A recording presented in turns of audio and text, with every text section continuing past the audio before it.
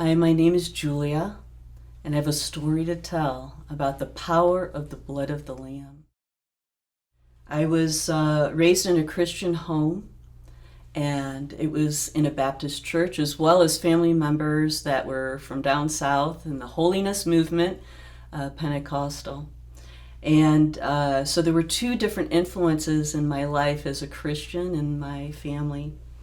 But when I was 4 or 5 years old, I went to vacation Bible school, and I still remember that picture on the wall that I'd drawn or colored in, a drawing of Jesus as a shepherd, and they pasted or taped the picture on the wall until the parents came and picked you up.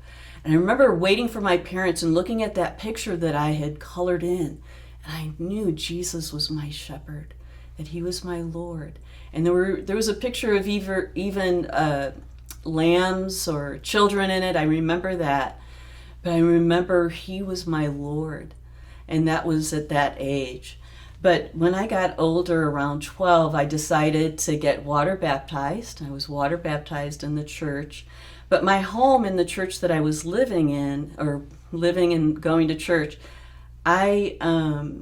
there's a lot of truth, a lot of amazing things about Jesus Christ, but the world was also in the church and in my home. We believed in Jesus Christ, it was the foundation, but there was a lot of stuff in the world, like entertainment, scary movies, horror movies, and things like that were still there. But my family had so much love for me and all of us kids, that I gained so much confidence. I knew I was loved. But there was something that from the world that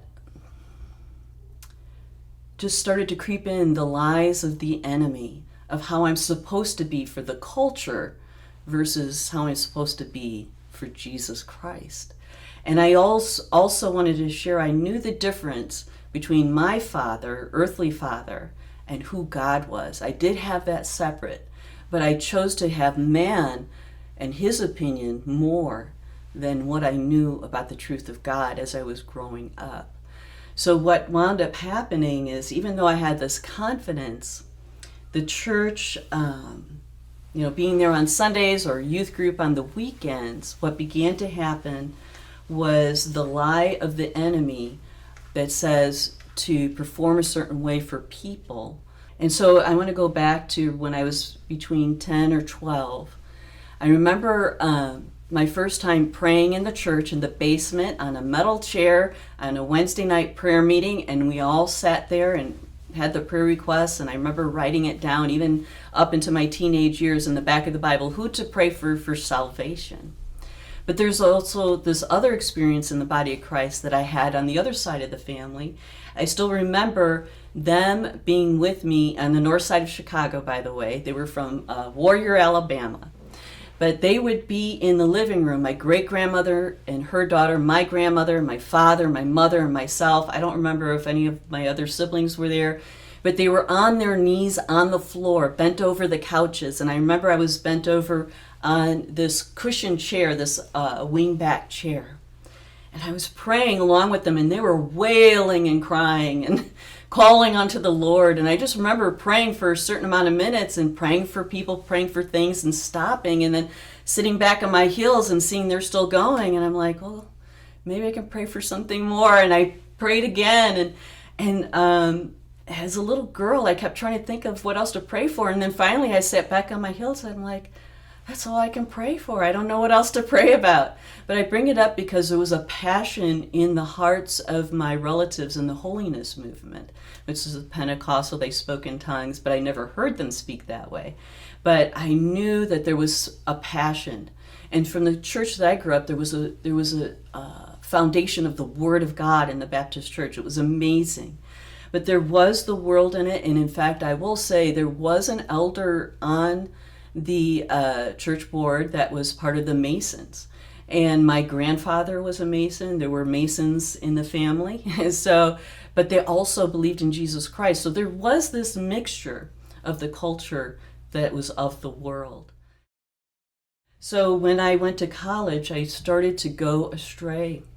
I remember I wanted to go to Bible college at first, but I thought, well, that you don't make that much money, so maybe I shouldn't go. But really, that was my heart, to just look and study Jesus. And on the north side of Chicago, there was a place for that, but I chose to just instead to go to college.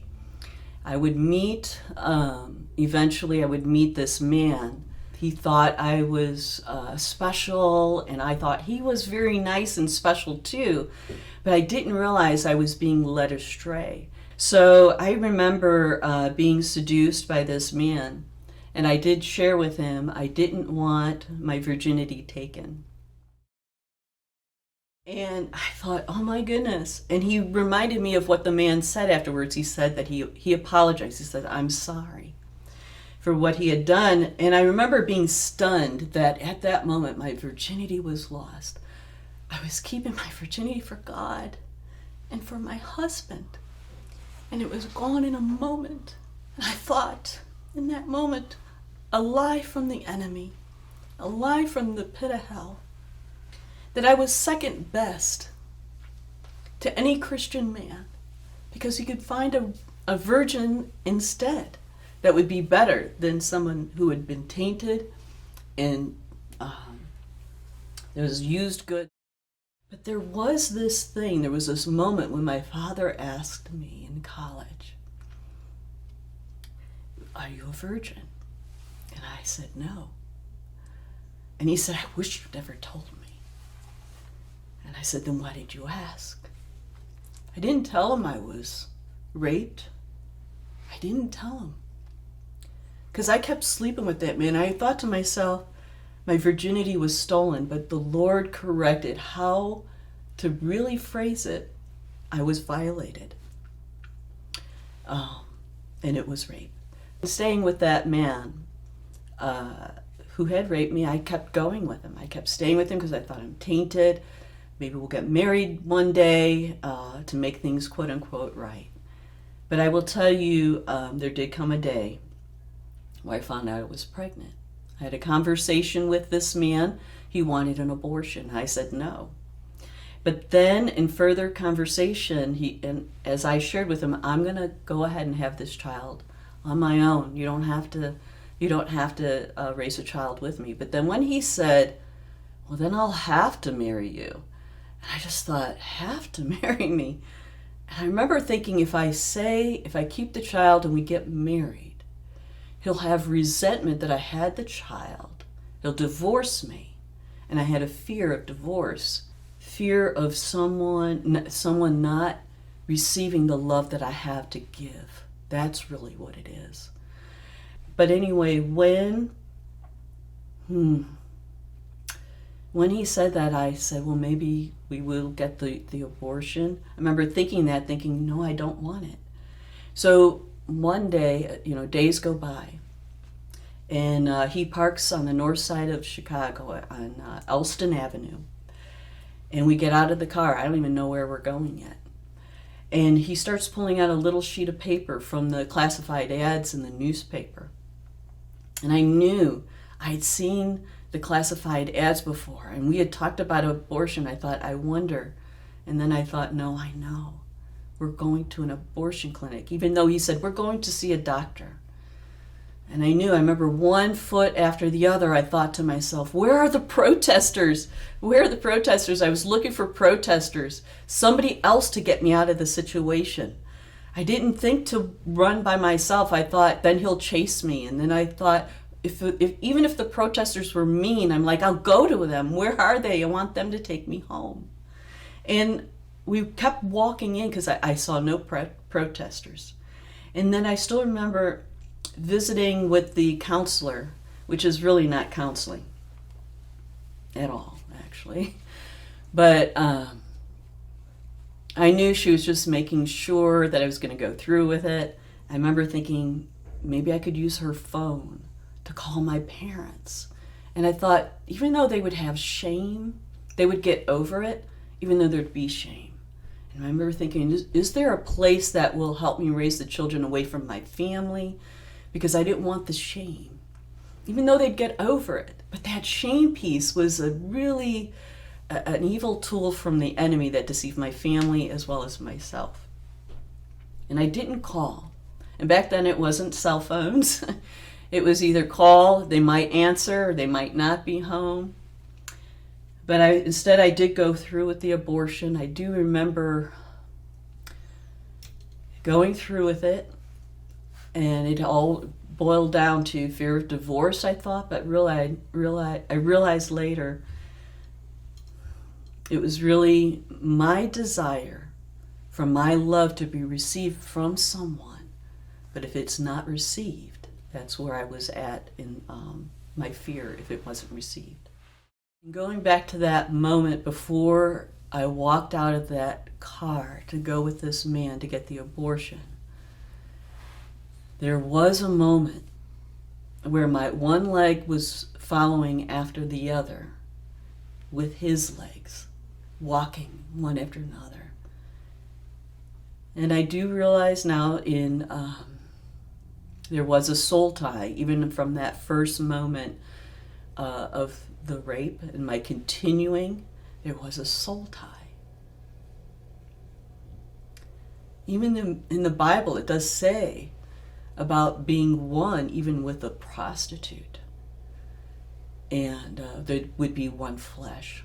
There is something spiritual that happens that was meant for just a husband and wife, but there it was with this man. And in Genesis also, a woman in Genesis 3, the Eve, who took that apple, one of the things that the Lord spoke to her was something like this, that her desire would be for her husband.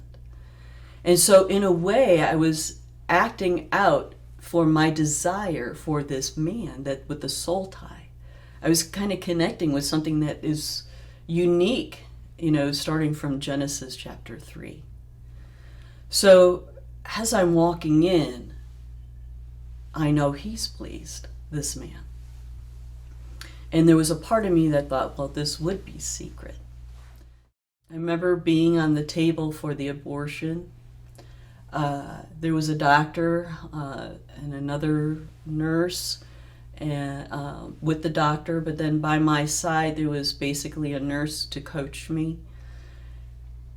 I remember breathing in through my nose and out through my mouth with the pain. And the nurse saying, "You're doing well." And I remember thinking, I got this from my mom. She said she learned to do that when she was in pain. And I was one of the first ones she delivered naturally. I was her fourth child. And she learned Lamaze. We call it Lamaze now. And I was doing that on the table. And I remember I wanted to ask, is it a boy or a girl? But I thought, this woman,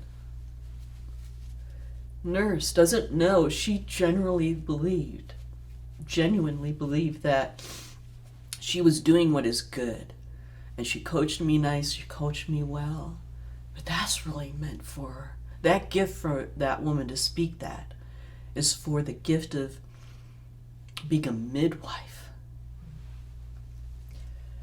And instead it was for the death of the child that she's supposed to coach for others to be born.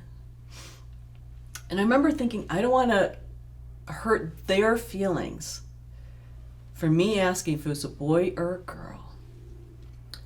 I put their feelings in front of the truth of who God is and who He says we are. So see, I put mankind and pleasing mankind first.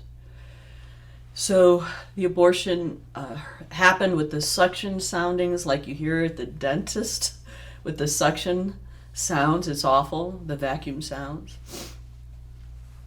And afterwards, it was about 10 to 20 minutes. But going on to the recovery room, I remember there was basically a row along the walls of women in beds in a slightly dark room where we were recovering. And in that recovery, I just remember we were all very quiet. We were all very quiet, and I thought, we're all mourning. And I will be honest with you, I know others think that it wasn't a real baby, but as a believer, I knew it's worse than you know. I knew. So I remember when we left that place, my boyfriend at that time took me to his apartment where he and his roommate were getting ready to move, which I had no idea.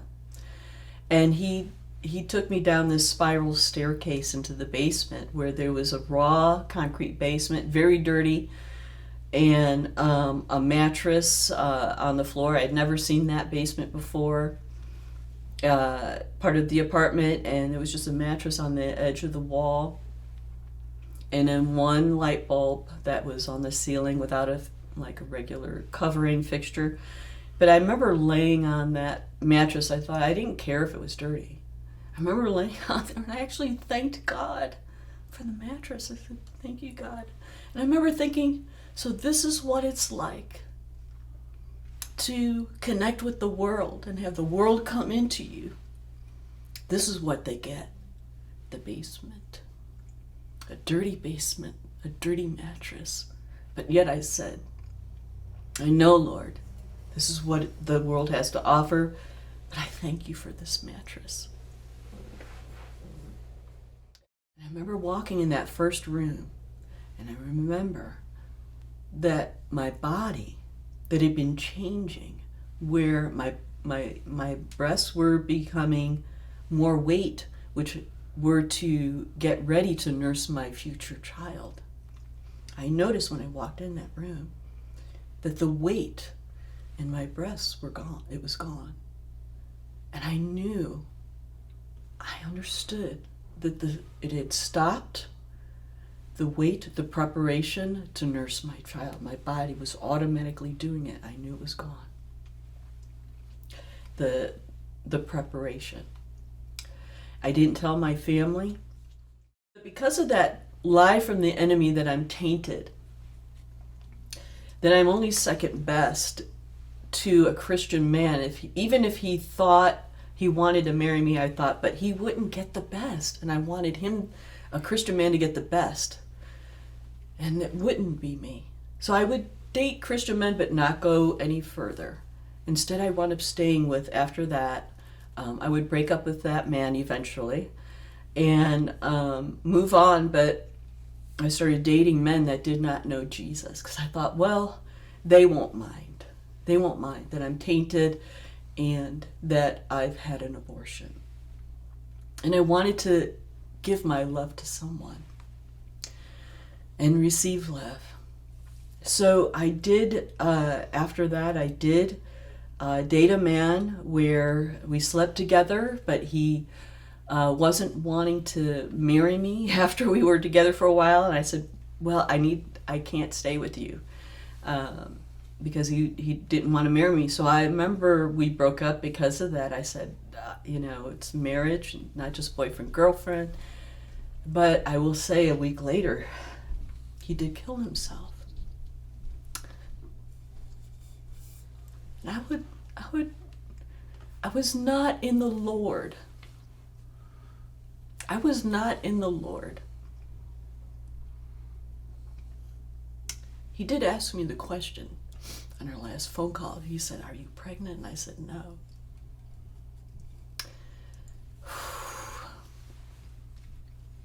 But that man had a friend. And so though his parents did not have a funeral, the friends started getting together. And through that connection, I met one of his friends that I had seen before. So in 1985, this man had killed himself. His name was Kirk. He had killed himself in that March. And I would get together with one of his friends. His name was Michael. And Michael and I, he was a non-believer as well. So he and I would get together, and I would sleep with him very quickly because I thought, well, I'm tainted. I'm used goods. This is what I'm good for. And I wanted to please him. Back to the desire for your husband, but yet it's meant for the husband. Meant for the husband anyway. But nonetheless. So I've got all these soul ties with other men in their lives. But nonetheless, when I'm with this man who would become my husband, Michael, I remember the first time we slept together, I prayed to the Lord. I said, Lord, I don't want to sin anymore. Don't. If this man is good enough, I'll go with him. If he's good enough, if he's okay, I'll marry him. I don't want to sin anymore.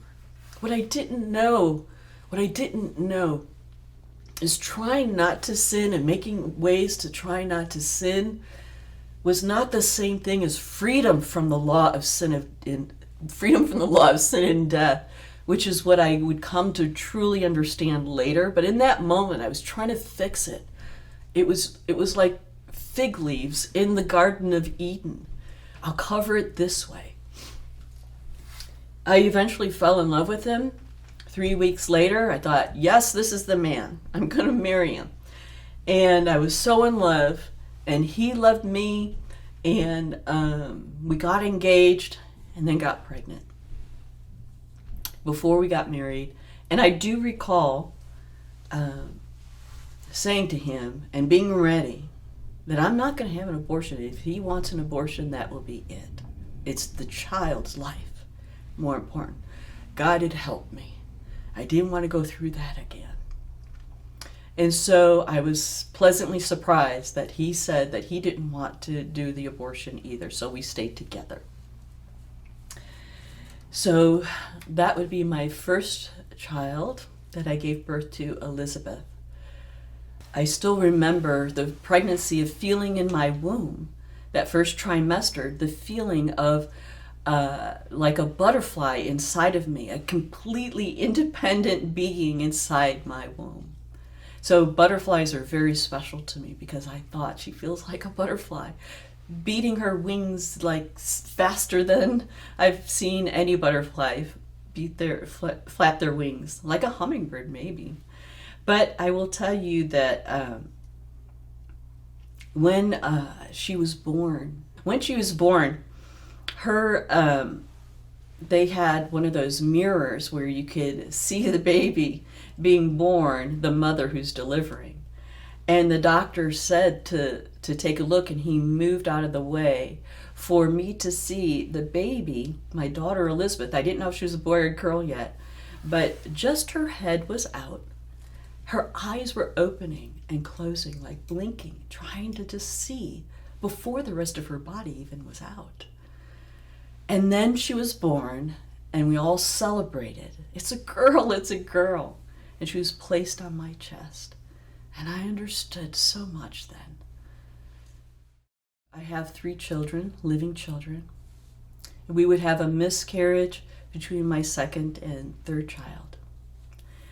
And when I was pregnant with our third child, I experienced something that was different in our marriage that I hadn't experienced before. And it was complete rejection from my husband that I was pregnant. I gave birth to my child. His name is Christopher. My second daughter, by the way, is Laura. Amazing children, all young adults now. I'm honored that God blessed me with them in so many ways. Gifts given to the world in amazing ways. Later, my husband and I would make a decision, and that we couldn't afford a divorce, so we'll stay together, but we'd eventually make a decision, a joint decision, to have affairs. And so we both committed adultery against one another. And we were still married, but the divorce thing was there too. So, but eventually my husband would want to stay together, and we did. So this is for the future birthdays of the unborn.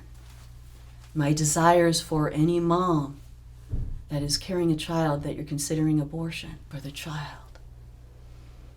So this is to you, unborn children, whoever has an ear to hear, because even John the Baptist was baptized in his mother's womb at 6 months. Happy birthday to you. Happy birthday to you. Happy birthday from your future birthdays, unborn children. Happy birthday to you. And many more.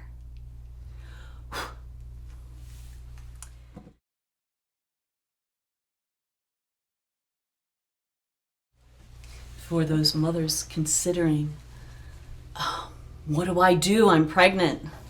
My husband or boyfriend's abusive. I'm a single mom. God is provider. And there's a verse that goes to a melody that I want to sing to you in hope, in looking to God, not to man, who says you're going to fail. Because with God you're going to live and provide for this child through him. And the verse is this. It's from Psalm, I think it's 119, 105. And it's this. Thy word is a lamp unto my feet and a light unto my path. I'll say it again. Remember, it's true. Thy word is a lamp unto my feet and a light unto my path.